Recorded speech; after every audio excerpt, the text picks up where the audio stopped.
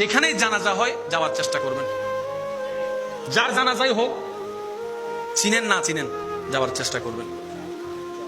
আর বিশেষ করে আপনার জানা মতে কেউ যদি জুলুমকারী যদি কেউ হয়, তার জানাজা একটু ভালো আগে আগে যাবেন।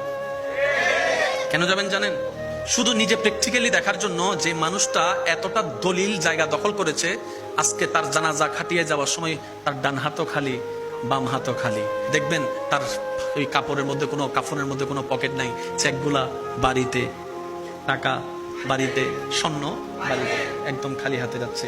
ওই জিনিসটা দেখা মানে একটা বড় শিক্ষা। সেটা কি?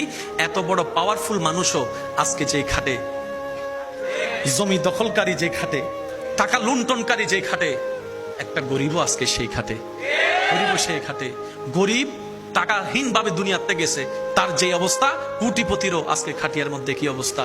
এটা নিজেকে দেখানো, নিজেকে বোঝানো, নিজের মনের লোভের আত্মাকে মেরে ফেলা। দেখ দেখ দেখ, লোভ করেও দেখ কিছু নিতে পারে নাই, তুইও নিতে পারবি না। সুতরাং আল্লাহ এবং নবীর পথে চল, তাহলে দুনিয়াতে কিছু না পেলেও অন্তত আখিরাতে ইজ্জত পাবি, শান্তি পাবি, প্রশান্তি পাবি, রবের দয়ায় জান্নাত পেয়ে যাবি। সুবহান।